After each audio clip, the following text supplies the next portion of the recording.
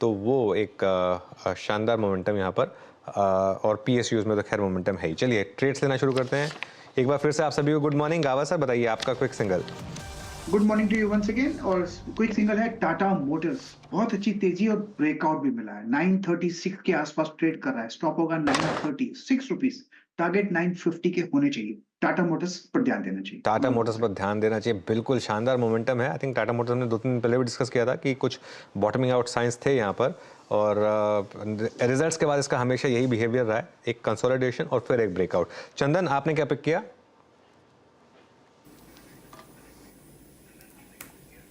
बिल्कुल अनुज जी, देखिए सुबह सुबह हमने पीएनबी की बात की और इस स्टॉक में काफ़ी अच्छा मूवमेंट है और दो सेक्टर में अच्छा लग रहा है, पीएसयू और ऑटो। तो पीएनबी ऑलरेडी डिस्कस कर चुके हैं और अभी नया फ्रेज जो ट्रेड रहेगा वो रहेगा टीवीएस मोटर पे। One of the strongest counter है और ये स्ट्रॉन्गेस्ट काउंटर अब पिछले लगभग 25-30 दिनों के कंसोलिडेशन ब्रेकआउट के लिए तैयार हो रहा है। इस स्टॉक का नेचर है, कंसोलिडेट होता है, फिर नई रैली देते हैं, फिर वापस पहुंच आ जाता है। तो अब ब्रेकआउट का इसका टाइम आ चुका है। 2080 का सपोर्ट रहेगा, ऊपर में लगभग 2200 तक के टारगेट आपको टीवीएस मोटर में बनने चाहिए। किसी को ऑप्शन में ट्रेड करना है तो यहाँ पे 2100 की कॉल में भी ट्रेड किया जा सकता है टीवीएस मोटर में। टीवीएस मोटर्स में एट द मनी कॉल पे भी फोकस कर सकते हैं आप। स्लाइटली द मनी हो गई, वो 21-24 पे ट्रेड करता हुआ। मानस आपका ट्रेड? देखिए मेरा ट्रेड एमसीएक्स है। एमसीएक्स में करंट लेवल्स पे खरीदारी करनी चाहिए। स्टॉक करेक्ट हुआ था लेकिन अब एमसीएक्स ने 20 डे मूविंग एवरेज को रीगेन कर लिया है।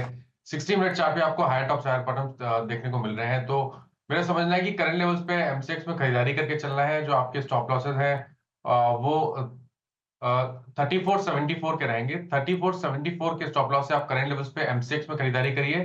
टारगेट 3775 के आसपास के रहेंगे। ये कैश में ही कॉल है, फ्यूचर ऑप्शन में लिक्विडिटी नहीं है तो इसलिए वहां पर रिकमेंडेशन नहीं है। ओके, एमसीएक्स आपका फ्यूचर्स बाय है। आशीष बहती जी आपका trade? Virendra ji, RBL bank में खरीदारी की सलाह रहेगी। स्टॉक में काफी प्रेशर था लेकिन आज 20 डेमा के पहले बाहर निकलता हुआ देखने मिल रहा है काफी टाइम के बाद। आई थिंक 16 जनवरी के बाद पहली बार ये 20 डेमा को ब्रीच करने का अटेम्प्ट कर रहा है। तो पोजीशन में नहीं जा सकती है यहाँ पर इन लेवल्स पे। तो जो स्टॉप लॉस में मेंटेन करना है वो 258 का एक एसएन मेंटेन करे। मुझे लग रहा है जैसे आपका स्ट्रक्चर है इसमें 269 एंड 272 तक के टारगेट्स देखने मिल सकते हैं। ओके चलिए, अब अमित जी आपने क्या ट्रेड पिक किया? जी अनुज जी, मैं एचएल के साथ जाना चाहूंगा। एचएल का स्ट्रक्चर पॉजिटिव है। 3060 का इसके प्राइस है। 3020 का स्टॉप लॉस रखेंगे और 3150 के टारगेट्स रहेंगे एचएल में। ओके राजेश जी, आपके ट्रेड? अनुज जी देखिए, मैं गोदरेज कंज्यूमर प्रोडक्ट पे बाय कॉल दूंगा। कल यहाँ पे एक ब्रेकआउट हुआ था, आज यहाँ पे फॉलोअप मिल रहा है। तो ये फॉलोअप कहाँ तक मिलेगा? फॉलोअप बाइंग मेरे हिसाब से इसका टारगेट होगा 1280 पहला और 1310 दूसरा।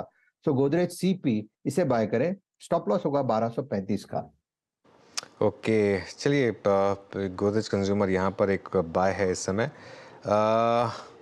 गुजरात गैस के नंबर्स खराब थे लेकिन स्टॉक इतना नहीं कोलैप्स हुआ, करीब करीब 4% नीचे है हालांकि ये स्टॉक इस समय। और दूसरी तरफ ग्लेनमार्क देखिए 6% ऊपर अब ग्लेनमार्क का। इप्का लैब्स एक और स्टॉक है जहाँ पर अच्छा मोमेंटम है। एमसीएक्स में एक अच्छा मोमेंटम है। तो ये कुछ स्टॉक्स हैं जो ठीक ठाक मूव दिखा रहे हैं। शरद जी, आपके रेडार पर अगर ये आपने ट्रैक किया हो ग्लेनमार्क या इप्का लैब्स, दोनों में से कोई सा भी स्टॉक?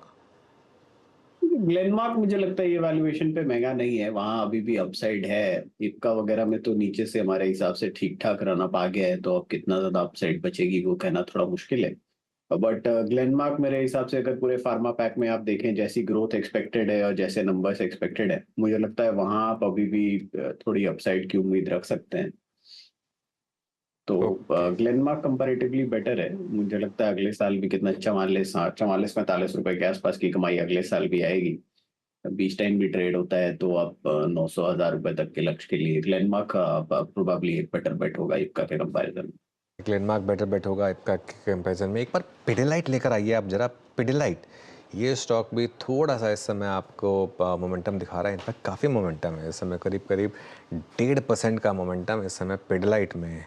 अच्छा मूव है। मानस, बहुत टाइम के बाद पिडिलाइट मूव करने लगा है। बिल्कुल, देखिए यहाँ पर कंसोलिडेशन देखने को मिल रहा था और ये कंसोलिडेशन 20 डे मूविंग एवरेज के ऊपर हो रहा था। मेरे ख्याल से ये एक फ्लैग पैटर्न का ब्रेकआउट होगा। 20 के ऊपर निकलेगा तो कम से कम 2850 तक के स्तर देखने को मिलेंगे। तो करंट लेवल्स पे भी खरीदारी करने की ही राय रहेगी। स्टॉप लॉस आपके 2670 के नीचे लगाने हैं। टारगेट आपको 2800 का रखना है सबसे पहले। अगर उसके ऊपर निकला तो कम से कम 70-80 रुपए का आपको और देखने को मिल जाएगा पिड लाइन। ओके। अच्छा, दूसरा स्टॉक पीआई इंडस्ट्री, ध्यान रखिएगा हम 3-4 दिन से इसकी बात कर रहे हैं। आज सुबह मानस ने पिक भी किया था इसको। पीआई इंडस्ट्रीज कल भी अच्छा मोमेंटम था, आज भी अच्छा मोमेंटम है। ये रिजल्ट वाले दिन चला नहीं था और मैं बहुत हैरान हुआ था क्योंकि मैंने उस दिन कहा था कि ये चलने को तैयार है स्टॉक, क्योंकि एक सेक्टर में एक इकलौता कंपनी जिसके नंबर्स फिर भी ठीक ठाक आए थे, लेकिन स्टॉक उस दिन चला नहीं। लेकिन उसके बाद से देखिए आप कैसे ये शानदार तरीके से चला है। आई थिंक थोड़ी सी उस दिन पोजीशनिंग हल्की हुई और उसके बाद से यहाँ पर अच्छा मोमेंटम आप करीब 10.7%। जैसा मैंने कहा सुबह हमने डिस्कस किया था मानस के साथ, मानस की पिक भी थी, लेकिन अब उस पर एक फॉलो ऑन व्यू ले लेते हैं। चंदन, आपने ट्रैक किया है क्या पीआई इंडस्ट्रीज?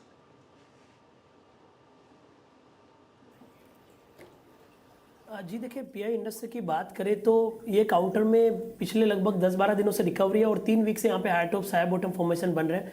यूजुअली ये काउंटर रेंज बाउंड वाला काउंटर है, but recently lower band of the trading range से टर्न हो रहा है, इसलिए यहाँ पे रिकवरी बननी चाहिए। अब ओरो इसको देखें तो एक चैनल में ट्रेड कर रहा है, उस चैनल का जो लोअर बैंड है वो 3200 है और अपर बैंड है कहीं ना कहीं 4000 के आसपास है।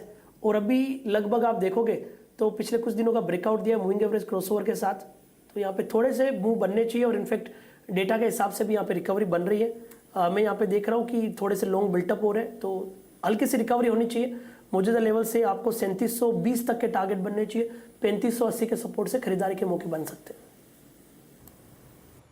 Okay, pi industries. और एक बार लेके आइएगा आप मारुति ने आज अपना ऑल टाइम हाई क्रिएट किया और परसों क्लोजिंग में चंदन ने ही इस पर एक बाय कॉल दिया था विद ऑप्शन, 11,100 की कॉल भी दी थी। चंदन, होल्ड करें उसको। और आज का व्यू क्या है मारुति पर? मैं आपके पास इसलिए आ रहा हूँ क्योंकि परसों आपकी कॉल थी। बिल्कुल वीरू, हमने यहाँ पे 11,000 की कॉल रिकमेंड की थी with given liquidity at the money, और मारुति हमारे जो ओवरऑल 11,500 के टारगेट थे और 11,000 की कॉल के टारगेट 300 रुपए के आसपास थे। अभी ये प्रीमियम लगभग 300 रुपए के आसपास पहुंच चुका है, अभी 290-295 के आसपास चल रहा है, तो काफ़ी अच्छा सेटअप है। और इनफैक्ट वीरू पूरे निफ्टी ऑटो बास्केट पे पॉजिटिव व्यू हम रख रहे हैं, और हमने 2 दिन पहले निफ्टी ऑटो बास्केट रिलीज किया है विद द व्यू कि पूरे के पूरे ऑटो सेगमेंट में 5 से 8% की रैली बननी चाहिए। तो मारुति है, टीवीएस मोटर भी हम ऑलरेडी रिकमेंड कर चुके हैं, सारे ऑटो यहाँ पे चलने चाहिए। तो इमीडिएट बेसिस पे बात करें तो मेरे हिसाब से मारुति में 10,900 का सपोर्ट होना चाहिए, 11,900 का सपोर्ट, मौजूदा लेवल से 200 रुपए नीचे का सपोर्ट होना चाहिए 11,500 की रैली के लिए। ओके, अभी बात करते हैं, काम करते हैं, सेक्टर में बात करते हैं और जरूर बात करेंगे, लेकिन उससे पहले मैं एक ट्रेड है वो स्क्रीन पर एकदम अमित सेठ जी, मैं जो बात कर रहा था ना डायग्नोस्टिक स्पेस की, डॉक्टर लाल पैथलैब मेट्रोपोलिस, डॉक्टर लाल पैथलैब ने एक बहुत ही स्लोपिंग डाउनवर्ड चैनल का, करीब 3 महीने की स्लोपिंग डाउनवर्ड चैनल से बाहर निकलना शुरू किया है। लास्ट ईयर एवरेज को क्रॉस किया in comparison with I think metropolis और डॉक्टर लाल पैथलैब। आप क्या प्रेफर करेंगे अगर दोनों में से एक ट्रेड पिक करना हो लॉन्ग साइड पे? तो जी वीरेन जी, अगर स्ट्रक्चर वाइज देखा जाए तो मुझे मेट्रोपोलिस का स्ट्रक्चर ज्यादा बेटर लगता है। डॉक्टर लाल पैथ का ब्रेकआउट लगभग आएगा 2510 के ऊपर और फिर एक रेजिस्टेंस मिलती है 2550 में। लेकिन अगर हम मेट्रोपोलिस का अगर स्ट्रक्चर देखें तो काफी क्लियर स्ट्रक्चर है, एक राउंडिंग पैटर्न बना के निकल रहा है अपने मूविंग एवरेजेस के ऊपर। इसका जो प्रीवियस स्विंग है लगभग 1811, मुझे लगता है वहां तक ये जा सकता है। तो 1754 का प्राइस है, इसे ले with stop loss of 1730 and a target of 1810। Metropolis, चलिए यहाँ पे मैंने मार्क कर दिया। लेकिन अब बात करते हैं सेक्टर की। देखिए प्राइस वाइज आप ये वाइब्रेशंस फील कर सकते हैं अनुज। हर सेक्टर में भी एक बास्केट डिलीवर करती है। जैसे एक बार बजाज ऑटो और हीरो मोटोकॉर्प टीवीएस ने करा, टाटा मोटर्स पहले से स्ट्रॉन्ग था। क्या ये एमएनएम के रीसेंट नंबर्स के बाद जो स्विंग आ रहे हैं, एक अनुज लाइकली सिचुएशन बन सकती है कि इस बार पैसेंजर व्हीकल सेगमेंट डिलीवर करे? 100% वीरू। और देखिए आज सुबह जो मैं आपको रिपोर्ट भी पढ़ के बता रहा था, मोतीलाल ओसवाल की जो रिपोर्ट आई थी जो नंबर्स की, ऑटोज में 60% की YOY ग्रोथ है, ईपीएस में 60%, एक्सपेक्टेशन 34% था। और ये बड़ा सेक्टर है, ये बड़ा सेक्टर है। अब इसमें 3 महीने का चार्ट देखते हैं निफ्टी ऑटो का, निफ्टी ऑटो में 3 महीने का चार्ट देखते हैं, ठीक है। इससे कई चीजें पता चल जाती हैं। 3 महीने में ये 20% भागा, 21% 3 महीने में भागा और 26% अर्निंग्स में बीट है। तो एग्जैक्टली समझ में आ गया आपको कि क्यों इंडेक्स इस तरीके से भाग रहा है। क्योंकि इवेंचुअली 3 महीने, 6 महीने, 9 महीने, 12 महीने के पीरियड में आप अर्निंग्स के हिसाब से मूव करते हैं। और यही आज ऑटो इंडेक्स में हो रहा है। और टाटा मोटर्स का तो प्राइस पैटर्न बहुत क्लियर रहा है। टाटा मोटर्स ने हर बार पिछले 3 क्वार्टर से देख लीजिए बहुत शानदार नंबर से डिलीवर करता है, उसके बाद नंबर्स पे नहीं चलता ये, उस दिन थकाता है ये, 2-3 दिन का ब्रेक लेता है, 10 और 20 डे के आसपास आता है और वहाँ से फिर ये एक सब्सटेंशियल वापस मूव दिखाता है और वापस एक ऑल टाइम हाई बनाता है। ये इसका पिछले कई टाइम का चार्ट है। आई थिंक वीरू आपको याद होगा हमने टाटा मोटर स्पॉट किया था एक बार, हम क्लोजिंग में थे तब 520-530 का रेट था। हमारी बात हुई थी कि टाटा मोटर्स इस तरीके का स्टॉक है कि एक बार चलना शुरू हो या एक बार गिरना शुरू हो तो वो रुकता नहीं है फिर उसके बाद।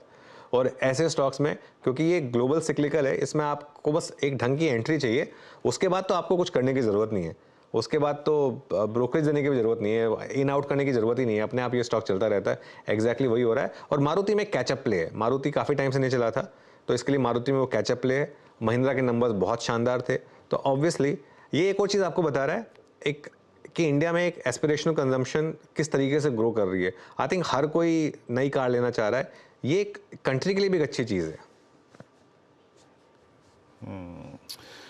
हर कोई नई कार लेना चाह रहा है, वो आजकल ट्रैफिक में नजर आ रहा है अनुज। हाँ बस वही खराब चीज़ बहरहाल है। इस बीच बात करते करते वो ट्रैफिक और वो मैं थोड़ा बता सा रहा हूँ, इस पोल्यूशन। बार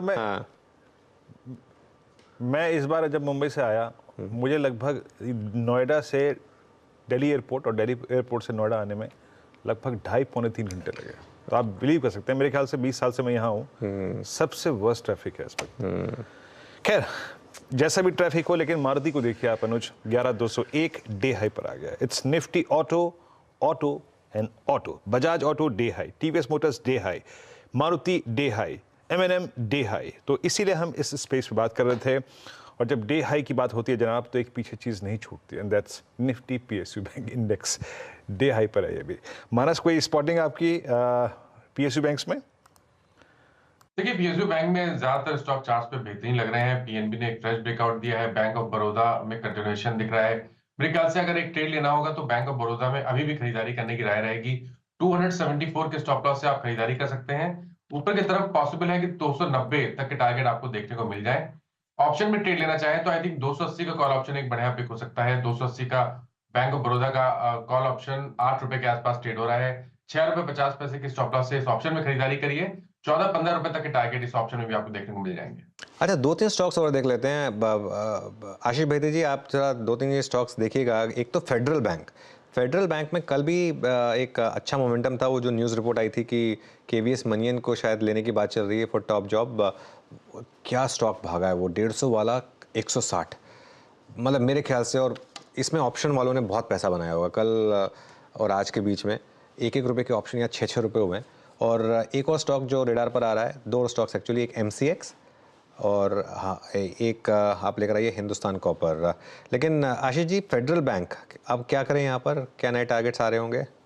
जी अनुज जी, इन लेवल्स पे भी खरीदारी की जा सकती है फेडरल बैंक में, क्योंकि एक जो क्लस्टर था जो दिसंबर और जनवरी में एक लेवल का क्लस्टर बन गया था 158 का, उसे आज ब्रेकआउट देता हुआ देखने मिल रहा है। और कल के बाइंग के बाद आज वापस इतनी शानदार फॉलो थ्रू बाइंग देखने मिल रही है और वॉल्यूम्स भी अच्छे क्लॉक इन हो चुके हैं। अभी तक ऑलरेडी 5 मिलियन शेयर्स के वॉल्यूम हो चुके हैं, जो कि इसके एवरेज के करीब हाफ वॉल्यूम है। हमें लग रहा है ये वेल प्लेस्ड है यहाँ से भी एक बड़ा ब्रेकआउट देने के लिए। तो 164 के टारगेट के लिए इसमें खरीदारी की जा सकती है। जो स्टॉप लॉस में मेंटेन करना है 156 का कैसे मेंटेन करें। ओके, फेडरल बैंक अच्छी स्पॉटिंग, लगभग 2% ऊपर, 159.40 पे आके ट्रेड करता हुआ शानदार मूव। यहाँ पे कुछ बड़े ब्रेकआउट्स की बात करूं, यानी जो मल्टी ईयर चैनल क्रॉस हो रही हैं, उसमें एक स्टॉक लेके आई है फार्मा स्पेस में। कुछ देर के लिए विषय को चेंज कर रहा हूं मैं, ये पूरा का पूरा स्पेस वाइब्रेट नहीं कर रहा है आज, कोई बहुत स्ट्रॉन्ग मूव नहीं है। बट ग्रेनुअल्स में अगर आप टाइम फ्रेम को देखें तो जुलाई 2019 के प्राइस को अगर मैं कंसिडर करूं और आज के प्राइस को कंसिडर करूं तो ये मल्टी ईयर फ्लैग है। इट्स 445, मेरे स्क्रीन पे भाव है 445। राजेश जी 445 का भाव, और ये मल्टी ईयर लगभग 4-3.5 साल का फ्लैग का ब्रेकआउट। कैसे अप्रोच करेंगे आप इस स्टॉक को?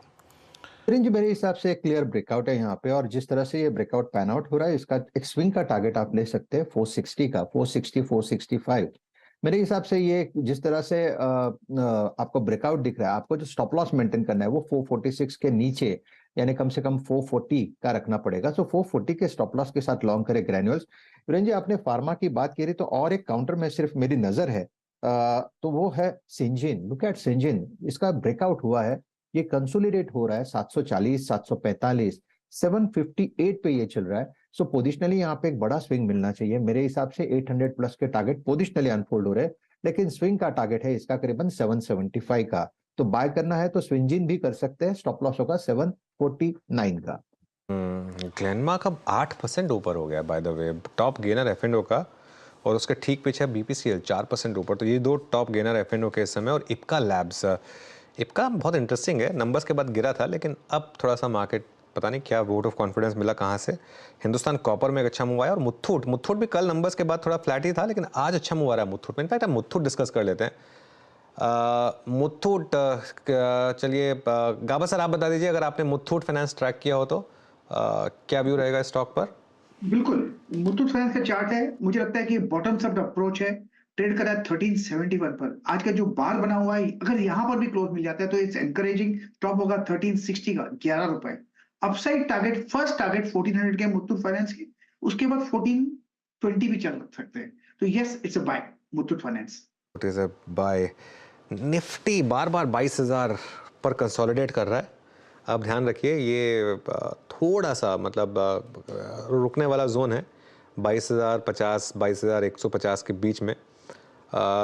लेकिन मोमेंटम तो मजबूत है अभी भी। एडवांस डिक्लाइन काफ़ी स्ट्रॉन्ग है 3.6:1। लेकिन थोड़ा सा निफ्टी हल्का सा कंसोलिडेट कर रहा है। लेकिन वीरो स्टॉक्स में अच्छा मोमेंटम है। देखिए पीआई इंडस्ट्रीज़, आरती इंडस्ट्रीज़, ये कुछ स्टॉक्स हैं जहां पर आज अच्छा खासा मोमेंटम आ रहा है। और ग्लेनमार्क की तो बात ही क्या करें, फ्रीज की तरफ बढ़ रहा है 10% वाली। बिल्कुल, शायद मेरे ख्याल से अनुज इंडेक्स ने आज गैप अप के साथ बहुत कुछ दे दिया, लेकिन सही मायने में अगर आप तुलना करें तो उस कंपैरिजन में स्टॉक्स क्या दे रहे हैं, गजब। अगर आप देखिए Glenmark pharma, Ipca lab, PNB, इस पैनल की कॉल थी, मेट्रोपोलिस अमित सेठ जी ने टिप्पणी करी, सब अच्छा मूव देते हुए। और टाटा मोटर्स की बातचीत हुई, ग्रेनुअल्स बात करते करते 447 हो गया। और क्या है यहाँ पे बात करने लायक? Let's bring PVR. आज आशीष ने स्क्रीन पर रखा भी था, बट बहुत ही oversold counter. Even I think जो शॉर्टेस्ट मूविंग एवरेज है 10 डिमा, उसको भी आप नहीं छू पा रहे हैं, तो ये एक प्रकार की वीकनेस का बहुत बड़ा संकेत भी होता है। और क्या है यहाँ पे अगर आप देखें, अच्छा लग रहा है। एमएनएम आपकी स्क्रीन पे 1.5% ऊपर ट्रेड कर रहा है। मेटल स्पेस से आज सेल करीब 127.20 पर आके ट्रेड करता हुआ डे हाई के जोन में। ये मेटल्स को हमने कल जाते जाते छेड़ा था, कल बात की थी मेटल्स पे, जेएसपीएल पे बात हुई थी, टाटा स्टील पे बात हुई थी। प्रकाश सर, मेटल्स पे कोई आउटलुक आपका? क्योंकि 7-8 दिन की बड़ी मेगा सॉफ्टनेस के बाद थोड़ा सा रिवर्सल आया है लोअर लेवल से। मैं देख लेता हूँ अगर टाटा स्टील में अगर कुछ है तो। नहीं, टाटा स्टील में तो कुछ नहीं है। स्टील अथॉरिटी ऑफ इंडिया शायद नजर में था सुबह।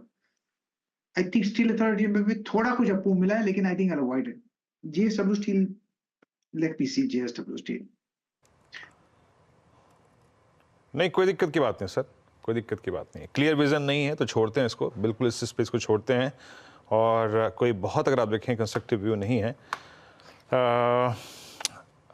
अनुज, कंसिडरिंग वीकेंड, आई मीन 22,000 की इंपॉर्टेंस रहेगी आज। मतलब ये एक थ्रेशोल्ड पॉइंट रहेगा। अगर इसके ऊपर टिका 20-25 मिनट एक सेशन बिताया तो शायद 1-2-4 का व्यू बनेगा, या फिर ये एक बड़ा इंडिकेटर है ट्रेडर्स के लिए आज जिन्होंने गैप अप के साथ काफ़ी पैसा बना लिया? नहीं, मेरे ख्याल से देखिए गैप अप के साथ बड़ा पैसा बना लिया, जिसने बड़ा पैसा बना लिया वो अब तक बुक कर चुका होगा वीरू। द फैक्ट कि मार्केट नीचे आने को तैयार नहीं है, मेरे ख्याल से एक यहाँ पे ना एक बहुत अग्रेसिव ट्रेड है, बहुत ही अग्रेसिव ट्रेड है ये, कि आप एक लॉन्ग ले लें यहाँ पे और एक 21,950 के आसपास का स्टॉप लगा दें वहाँ पर, ठीक है ना। क्योंकि अब अगर ये मार्केट मूव करना शुरू करेगा और अगर 22,025-26 पे नहीं रुका तो एक बार के लिए 22,150, 22,160 तक जाने की गुंजाइश खुलेगी यहाँ पर। ये पॉसिबल है मेरे ख्याल से, क्योंकि मार्केट को अगर गिरना होता ना अब तक गिर चुका होता। वैसे नॉर्मली एक मूव मार्केट में 945 के आसपास आता है, और टर्निंग पॉइंट अगर होता है मार्केट का तो पहला टर्निंग पॉइंट 945 के आसपास आता है, तो वो अगले 5-6 मिनट में मेरे ख्याल से क्लियर हो जाएगा। लेकिन जिस तरीके से आज आईटी चल रहा है 52 वीक हाई, फार्मा चल रहा है, बैंक्स भी ठीक ठाक चल रहे हैं। आप टीसीएस देखिए, टीसीएस डे हाई पर आ गया, Larsen and Toubro day high पर आ गया। कितने सारे स्टॉक्स हैं, हेवल्स देखिए आप आउटसाइड द इंडेक्स, आप नेस्ले देखिए इंडेक्स में, फेडरल बैंक की हमने अभी भी बात की थी। Ashok Leyland even though ban में, वो स्टॉक देखिए डे हाई पर आ गया। तो मार्केट का मोमेंटम तो स्ट्रांग है मेरे ख्याल से। मैं तो यही मानता हूँ कि अगर गिरना होता तो अब तक गिर चुके होते, लेकिन 945 पे शायद एक और कंफर्मेशन मिल जाएगी हमको। मेरे ख्याल से ये मार्केट अब तैयार है और एक बार के लिए शायद ऑल टाइम हाई भी टेस्ट करें हम। आज फ्राइडे भी है तो शायद वो अच्छा रहेगा। अच्छा, इसमें एक और चीज़ हो रही है ना वीरू, पहले मार्केट को फ्राइडे फैक्टर में थोड़ा डर लगता था कि कहीं गैप डाउन तो ना हो जाए मंडे को, यही डर लगता था ना। आज के डेट में वो डर बहुत कम हो गया है क्योंकि यूएस मार्केट भी इतनी स्ट्रांग है। एक दिन की डिक्लाइन आई वहाँ पर, वो भी चल पड़े, और अगर गैप डाउन हो भी रहा है तो भी लोगों को लग रहा है कि वो तो मेरे लिए एक और अपॉर्चुनिटी मिल जाती है ऐड करने के लिए। तो उस हिसाब से मुझे लग रहा है कि मार्केट में तैयारी हो रही है एक ऑल टाइम हाई हिट करने के लिए। जी हाँ, ये प्रश्न मैंने एग्जैक्टली इसलिए पूछा क्योंकि मैं दो चीज़ों को देख रहा था ना, जो रिलायंस और निफ्टी आईटी, जिसका निफ्टी आईटी का जिक्र भी किया आपने। निफ्टी आईटी आया, डिप लिया, लेकिन कल के आखिरी के 1 घंटे के प्राइस को इसने होल्ड किया एट 38292, फिर डे हाई पर, और मतलब डे हाई पर आने की कोशिश करता हुआ। और एक रिलायंस भी अगर आप देखें योगदान दे रहा है। दोनों ही चीज़ें काफ़ी क्रिटिकल हैं। आशीष बहती से बात करते हैं रिलायंस पे। याद रखिएगा मैं इंडेक्स के प्रोस्पेक्टिव से बात कर रहा हूँ रिलायंस पे सिर्फ। आशीष, आज का डिप और आज का लो, रिलायंस का एग्जैक्टली कल की लोवेस्ट ट्रैजेक्टरी थी, उसको टेस्ट किया, फिर डे हाई पर आने की कोशिश करता हुआ। आपका टेक इस वक्त रिलायंस पे? जी वीरेंद्र जी, कल के डिप के बाद अच्छा वापस मोमेंटम ऊपर की तरफ बन रहा है और हमें हमारी सलाह इन लेवल्स पे भी खरीदारी की ही है रिलायंस में। जिससे आपका सेटअप बना हुआ है, हमें लग रहा है रिलायंस में 3000 प्लस के लेवल्स जल्दी देखने मिल सकते हैं। तो 3040 के टारगेट के लिए इसमें खरीदारी की सलाह रहेगी। 100 पॉइंट का मूवमेंट हम यहाँ से एंटिसिपेट कर रहे हैं। जो इसमें स्टॉप लॉस मेंटेन करना है वो 2900 के करीब का कैसे मेंटेन करें। अब आपको बताते हैं 4 का चौका का सीक्वेंस। इनफैक्ट उसके बाद स्टार्ट करेंगे इसे। मानस जायसवाल आज हम